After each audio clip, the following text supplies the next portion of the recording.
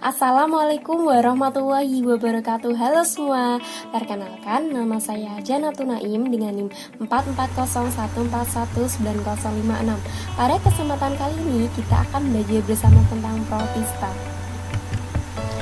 Protista bersifat eukariotik, merupakan eukariot yang beraneka ragam yang berasal dari prokariot yang melakukan endosimbiosis.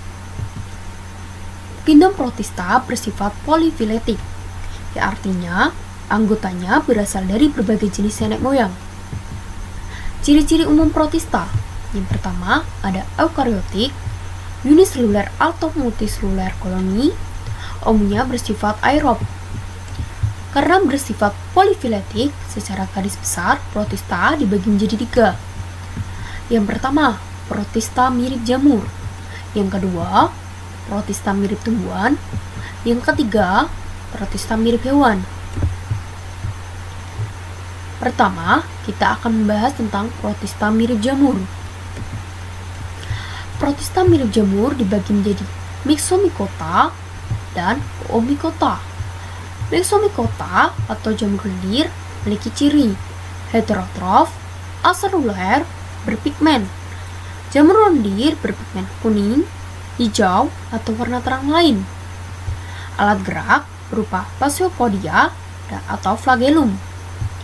Oomycota atau jamur air memiliki ciri heterotrof, umumnya uniseluler, tersusun atas hifa senositik, dinding sel tersusun atas selulosa, namun tidak berkloroplas.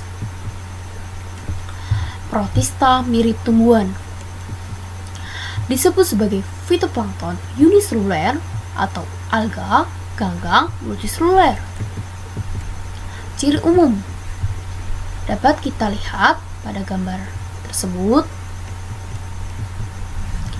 Dinding sel yang terbuat dari selulosa yang sangat tipis. Membran sel dilengkapi lapisan pelikel yang lentur di bawahnya.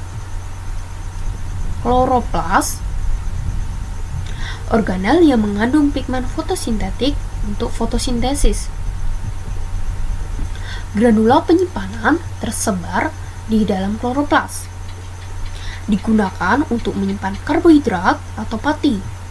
Flagella dimiliki spesies yang motil atau dapat bergerak bebas. Reproduksi ganggang secara aseksual dan secara seksual.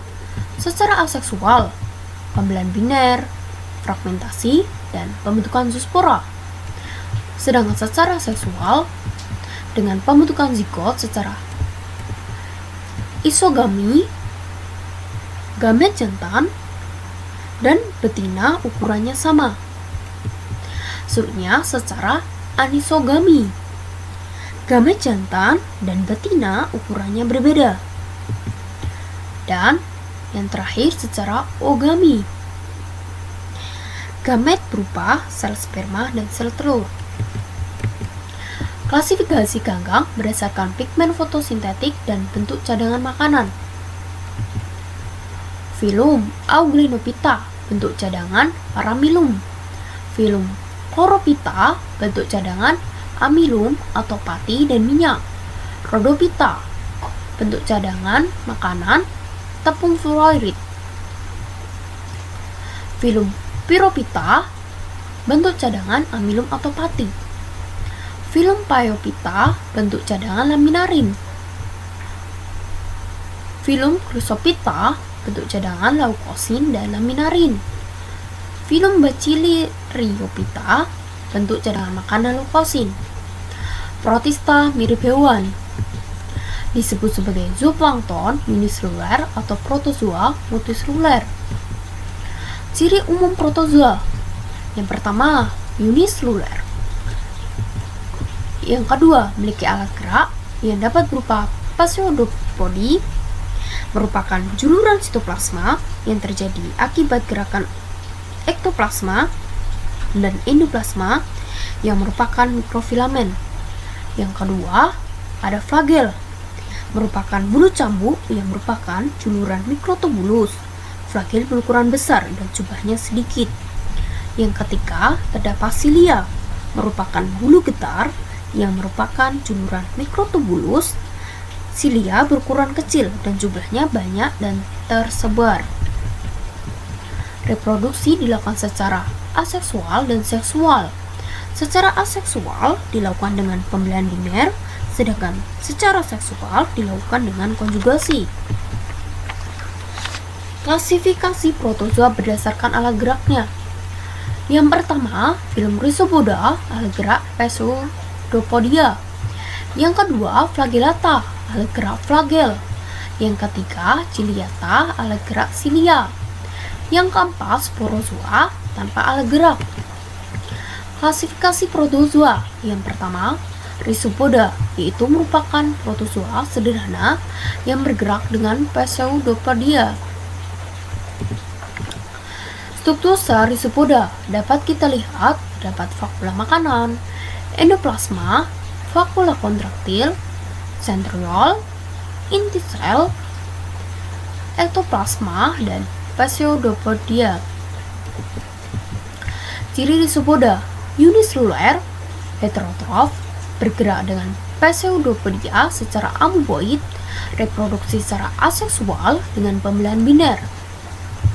Klasifikasi Rhizopoda berdasarkan habitat.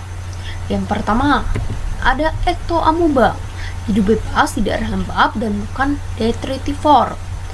Yang kedua, Entamoeba, hidup sebagai parasit. Yang ketiga, Cercozoa, hidup di dalam tanah. Yang keempat, Foraminea, Vera, dan Radiolaria, hidup di perairan laut. Foraminifera dan Radiolaria memiliki cangkang berongga yang terbuat dari silika atau kapur. Flagellata. Flagellata atau Mastigophora adalah protozoa yang bergerak menggunakan flagel atau bulu cambuk yang berfungsi sebagai alat renang.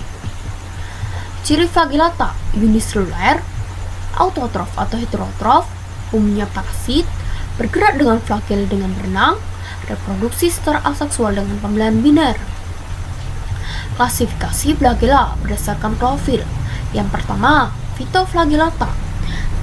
Flagellata berprofil atau tumbuhan biasanya diklasifikasikan sebagai alga. Yang kedua, Zooflagellata. Flagellata tidak berklorofil atau hewan. Ciliata atau Silafora, protozoa yang bergerak menggunakan silia atau bulu getar yang berfungsi sebagai alat renang. Ini merupakan struktur dari Ciliata. Dapat kita lihat terdapat silia, celah mulut, sitoplasma, vakula makanan, vakula kontraktil, mikronukleus, makronukleus, dan trikokis.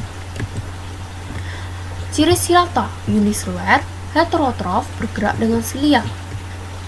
Klasifikasi silia motil, dapat bergerak bebas. Ciliata sesil, hanya hidup menetap, biasanya hidup di permukaan laut. Sporozoa, yang tidak memiliki alat gerak dan memiliki siklus hidup kompleks. Ciri sporozoa: uniseluler, heterotrof, umumnya parasit, melekat dengan sel inang menggunakan kompleks apikal yang terdiri dari kait dan mengisap. Reproduksi secara aksesual, yaitu dengan psikozogoni, membelah diri pada tubuh inang tetap dan sporogoni, menghasilkan spora pada tubuh inang perantara.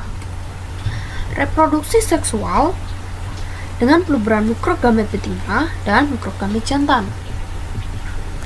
Peranan menguntungkan protista dalam kehidupan antara lain: protista sebagai detritivator alami, alga, fitoplankton di air dan menyusun karang, dan dapat kita lihat beberapa spesies dan peranannya.